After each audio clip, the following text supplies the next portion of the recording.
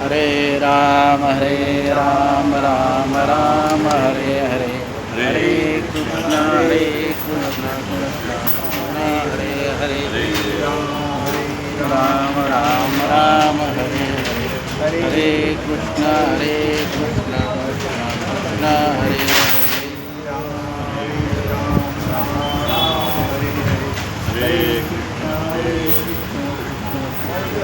हरे, हरे राम राम हरे हरे, हरे कृष्ण कृष्ण कृष्ण हरे हरे, हरे राम राम हरे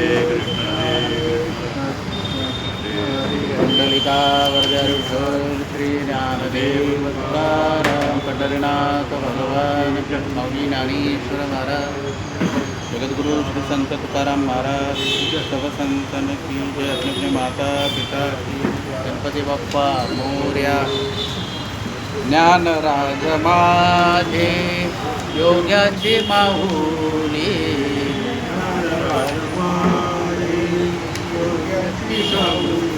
जने निगमवल्ले प्रगट केली, गीता अलंकार नाम ज्ञानेश्वरी,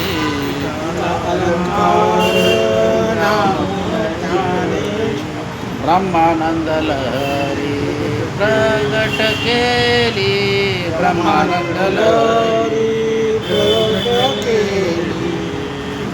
अध्यात्म विद्येचे लाभिले रूप, चैतन्याचा दीप उजळीला, चैतन्याचा दीप उजळीला, 56 भाषेचा केला से गौरव, 56 भाषेचा केला गौरव, भवार्णव नाव उभारली, भवार्णी विनाव, श्रवणाचे मीसे बैसावे ओनी, साम्राज्य भुवनी सुखी नांदे, नामा मने ग्रंथ श्रेष्ठ ज्ञानदेवी, एकतरी ओवी अनुभवावी,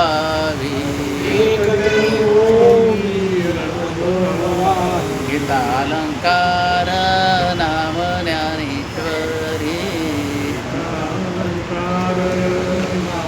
ब्रह्मानंद लहरी प्रगट केली,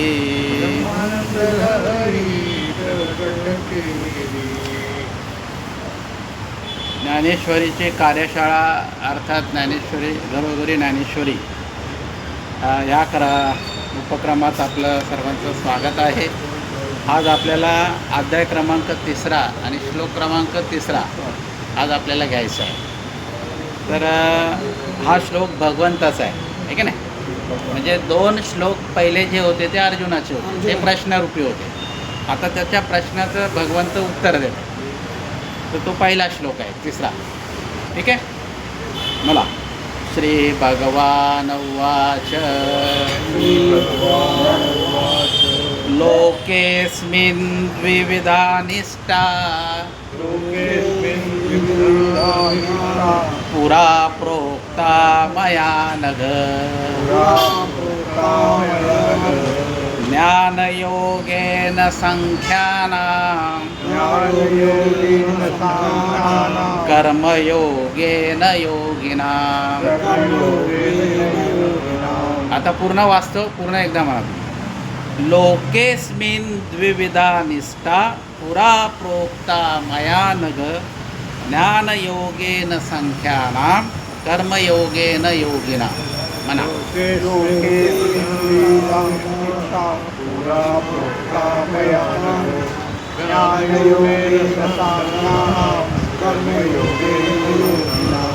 तर भगवंत अर्जुनाला सांगतायत, अरे ह्या 2 निष्ठा मी पूर्वीपासून सांगितलेल्या आहेत. कुठली? एक ज्ञाननिष्ठा आणि एक कर्मनिष्ठा. ही मी पूर्वीपासूनच सांगितलेली आहे. तर याच्यामध्ये कसं आहे, निष्ठा म्हणजे काय माहिती आहे का? निष्ठा म्हणजे परमात्मा संपादन करण्यासाठी केलेले अविरत कष्ट, त्याला निष्ठा असं म्हणतात. श्रद्धा नाही. हां, श्रद्धा. श्रद्धा नाही, निष्ठा. निष्ठा म्हणजे प्रयत्न, म्हणजे अढळ, बस एकच परमेश्वराचं ध्यान. जसं शबरीने निष्ठा बाळगली. जसे मातंग ऋषी तिला म्हणाले की तुला प्रभू रामचंद्र दर्शन देतील, पण कधी देतील हे तिला सांगितलं नाही. मग ती रोज प्रभू रामचंद्र येणार म्हणून ती काय करायची? सडा समार्जन करायची, रांगोळी काढायची, फुलं ठेवायची. म्हणजे ह्या पूर्ण तयारी दररोज नाही हे पूर्ण दररोज करायची, तरुणपण म्हणजे लहानपणापासून तर ते अगदी म्हातारी होईपर्यंत. तर एवढी निष्ठा आपल्याला पाहिजे. तर भगवंत अर्जुनाला सांगतात, अरे ह्या 2 निष्ठा मी पूर्वीपासून सांगितलेल्या आहेत. आणि मनुष्य लोकामध्ये, संसारामध्ये भगवंत म्हणतात की 2 प्रकारच्या निष्ठा आहेत. एक आहे सांख्ययोग म्हणजे बुद्धिनिष्ठा, बुद्धियोग, आणि दुसरा आहे कर्मयोग. तर ह्या 2 निष्ठा सांगताना एक तर माणसाने कर्मयोग केला पाहिजे किंवा काय केलं पाहिजे? सांख्ययोग केला पाहिजे.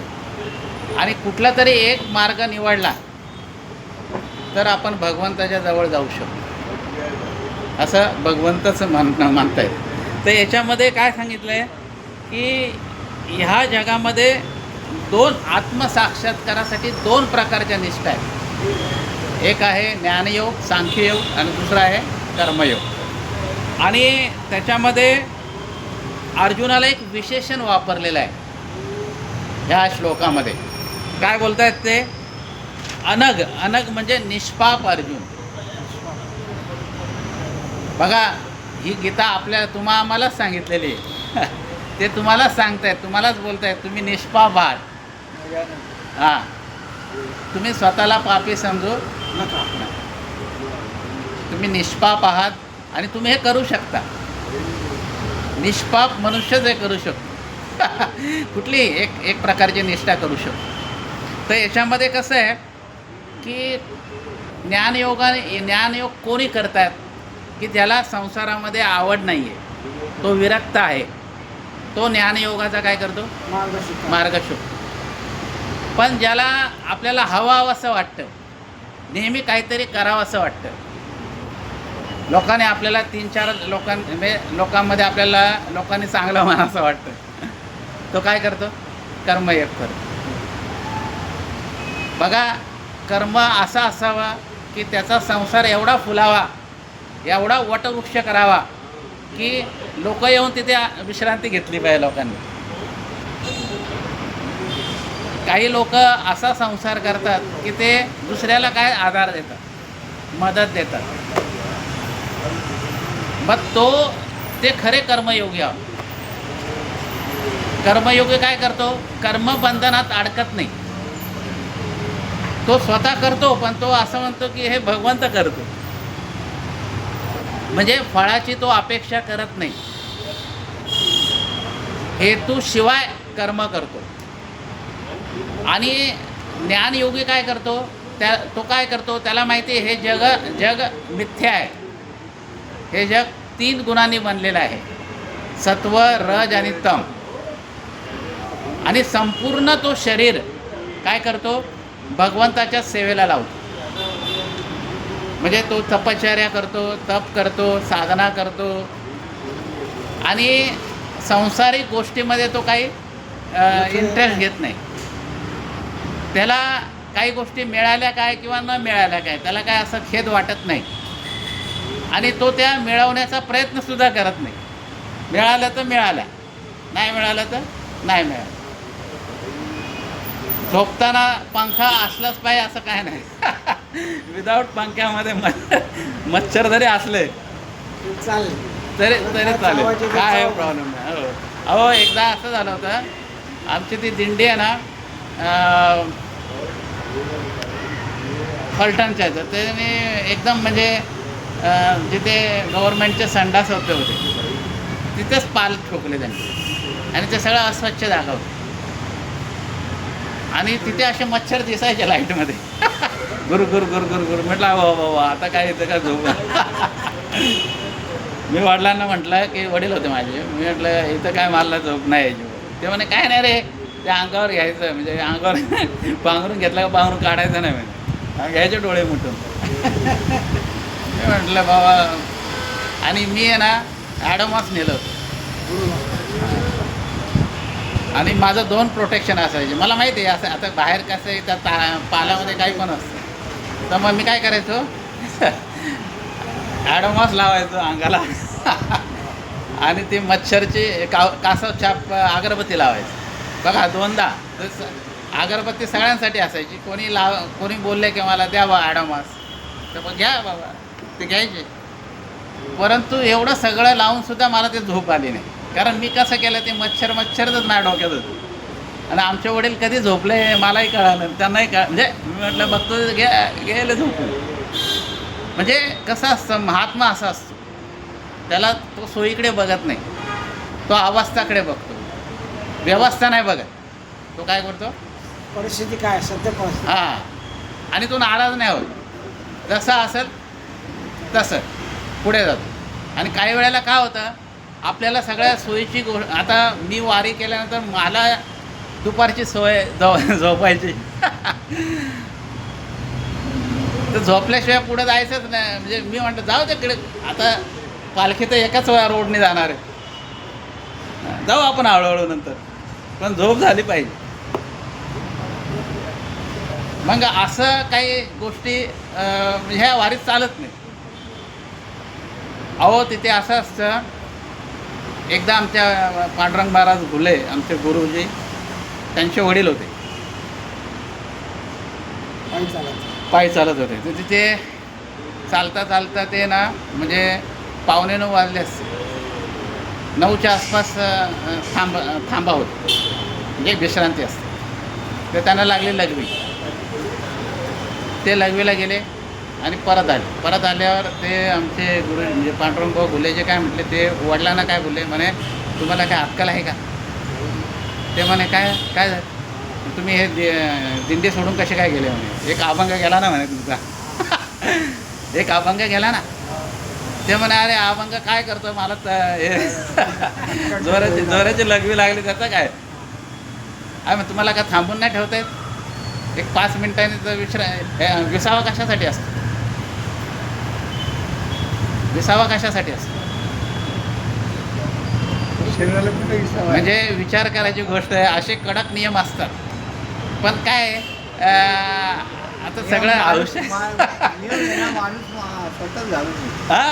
औषे गौशे नवशे सगळं नाही काय होतं माहिती आहे का पावित्र्यता आपण स्वतःच घालतो पण शरीर धर्म आहे तो शरीर धर्म पाळावंच लागतं आणि वय झाल्या आता समजा त्यांचं वय मला असं वाटतं त्यावेळेला 70-75 असेल त्यांच्या वडिलांचं त्याचंच वय 50 येतो पण कसं असतं देह जावो आत्मा राहो पांडुरंगी दृढ भाव हे सगळं सांख्ययोगाचं लक्षण आहे तर याच्यामध्ये पूर्ण वैरागी मनुष्यच ज्ञानमार्गाचा काय करतो ज्ञानमार्ग निवड करतो आणि संसारिक मनुष्य आहे तो कर्मयोगाचा निवड म्हणजे संसार करता करता सकाम कर्म करता करता आपण निष्काम कर्म करू शकतो आणि करतो मनुष्य शेवटी त्याला असं वाटतं की बाबा आता लय केलं मी माझ्यासाठी तो मग काय करतो उदार होतो नंतर आता आपण आपलं बघायचं एकदा आमच्या बाजूचे एक ग्रहस्थ होते आजोबा होते म्हणजे एक पल्लाळ बाबा त्यांना आम्ही म्हणतो तर ते असंच त्यांनी जावायला त्यांचे नातू जावाई होता त्याला मदत दिली आणि 2 लाख रुपये दिले त्यांनी त्याचे होते त्यांच्याकडे नंतर ते काय बोलले जाऊ दे रे तू आता काय कमवतो कोरोनाच्या काळाची जाऊ दे तू देऊ नका आता पैसे म्हणजे एवढा असा भाव तयार होतो नंतर तर हे झालं कर्मयोगाचं आणि ज्ञानयोगाचं. आता याच्यात ज्ञानोबा आहे काय म्हणतात ते फार महत्त्वाची गोष्ट आहे. बघा आता 32वा ओवी आहे बघा. 32वी ओवी आहे. बोला. या बोला श्री अच्युतू या बोला श्री अच्युतो म्हणतसे विस्मितू म्हणतसे विस्मितो अर्जुना हा ध्वनी तू अभिप्रायो. अर्जुना हा ध्वनितो अभिप्रायो. अरे हे मी तुला मला आश्चर्य वाटतं. भगवंत त्याला म्हणतात तुला असं वाटणं हे मला आता आश्चर्य वाटतं. परंतु मी हा तुला थोडक्यात अभिप्राय सांगितला. म्हणजे निष्ठा 2 प्रकारच्या असतात हे मी तुला थोडक्यात सांगितलं. आणि गीता ही ज्ञानयोगाचं नाही हे करत आहे समर्थन, तर ही कर्मयोगाचं समर्थन करते गीता. परंतु ज्ञानयोग पण समजवायला म्हणजे तुम्हाला माहिती पाहिजे म्हणून त्याने फक्त 20 श्लोक सांगितले. भगवंतांनी जास्त श्लोक नाही सांगितले. 11व्यापासून सुरुवात केली ते 30व्या श्लोकापर्यंत आहे की नाही. आणि याच्यामध्ये अच्युत नावाचं भगवंताचं नाव ज्ञानेश्वरांनी वापरलं आहे. ते ते विष्णू सहस्रनाममध्ये 2दा येतं आहे. एकदा 100वा येतं आहे आणि एकदा 318 क्रमांक येतो. अच्युत म्हणजे काय अविनाशी आणि महानता त्याची कधीच कमी होत नाही आहे की नाही. हे भगवंताचं नाव आहे. पुढे बघा. जे बुद्धियोगू सांगता हे बुद्धियोगू सांगता सांख्यमत संस्था सांख्यमत संस्था प्रगटली स्वभावता प्रसंगे आम्ही. प्रगटली स्वभावता प्रसंगे आम्ही. अरे मला ज्ञानयोगाचं समर्थन नाही करायचं आहे. मी सहज सांगितलं ते तुला माहिती व्हावं म्हणून ते तेवढ्यापुरती तो मी टॉपिक तुला सांगितला ज्ञानयोगाचा. परंतु याच्यामध्ये मी जे सांगितले सांख्य संस्था ही प्रसंगानुसार तुला सांगितली. म्हणजे माझं ते त्याला समर्थन नाही आहे, पण तुला माहिती पाहिजे 2 निष्ठा आहेत याच्यासाठी मी तुला सांगितलं. म्हणजे तू ते कर तेच कर किंवा हेच कर असं काही नाही. परंतु मला तुला ज्ञानमार्गसुद्धा कळला पाहिजे. आणि ज्ञान हे पचवायला काय अवघड आहे, परंतु मी तुला संक्षिप्त सांगितलं असं भगवंत त्याला म्हणतात. पुढे बघा. अवधारी वीरश्रेष्ठा नाही तो उद्देश हा तो उद्देश तू नेनसी तो उद्देश तू नेनसी. मनोनी शोभलासी वायाशी मनोनी शोभला वायाशी. तरे आता जाणम्याची मुक्ती दोन्ही. तरी आता जाणण्याची मुक्त दोन्ही. आता तू मला सांगायचा उद्देश तुला कळल्यामुळे तुला राग आला माझ्या बोलण्याचा. म्हणजे मी दोन्ही निष्ठा मीच सांगितलेल्या आहेत, परंतु माझ्या सांगण्यामागचं भूमिका आहे ती तुला न कळल्यामुळे तुला राग आलेला आहे असं भगवंताने अर्जुनाला म्हणतात. पुढे बघा. औदारी वीरश्रेष्ठा अवधारी वीरश्रेष्ठा. ये लोकिया दोन्ही निष्ठा. ये लोकिया दोन्ही निष्ठा. मजची पासूनी प्रगटा अनादि सिद्धे. मजची पासूनी प्रगटा अनादि सिद्धा. हे दोन्हीही निष्ठा माझ्यापासूनच तयार झालेल्या आहेत आणि मीच या लोकांना सांगितलेलं आहे. ज्ञानयोग आणि कर्मयोग. आणि अवधारी वीरश्रेष्ठा. तू वीरश्रेष्ठ आहे. आता व्यवस्थित ऐक. आता इथून पुढे मी काय बोलतोय. तुझं जमलिंग मी मिश्र वाक्य नाही म्हटलेलं आहे, पण तुझा गैरसमज झाला की मी तुला दोन्ही गोष्टी करायला सांगतोय. मग आता इथून पुढे तू काय कर, नीट ऐक मी काय बोलतोय तू, कारण हा साधनारंभ आहे. साधना कशी करायची असा हा अध्याय आहे. पुढे बघा. एको ज्ञानयोगू म्हणजे एको ज्ञानयोग म्हणजे जो सांख्यी अनुष्ठिजे. जो सांख्ये अनुष्ठिजे. जेथ ओळखी सवे पाविजे तद्रूपता. जेथ ओळखी सवे पाविजे तद्रूपता. अरे अर्जुना, अतिविरक्त मनुष्य काय करतो, ज्ञानयोगाचा अधिष्ठान करतो. अतिविरक्त. तू विरक्त नाही आहेस. तू क्षत्रिय आहेस हां. आणि पुढे त्याला म्हणतात त्याच्या ओळखीने तो काय करतो, परतत्वाशी एकरूप होतो. कोण? ज्ञानयोगी.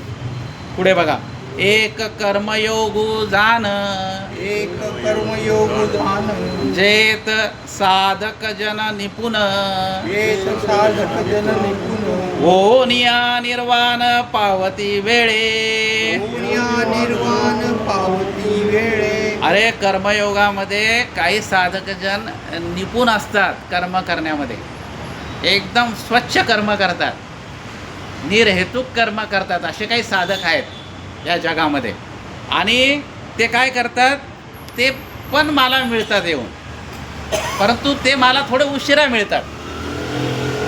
ज्ञानयोग करताना पटकन येतात ते म्हणजे माझ्याकडे लगेच समावेश होतात त्यांचा. परंतु कर्मयोगाला काय करतो, काय लागतो, वेळ लागतो. तो पण माझ्यातच येतो. दोन्ही साधना करणारे मनुष्य माझ्यातच विलीन होतात, परंतु कर्मयोगाला थोडा वेळ लागतो.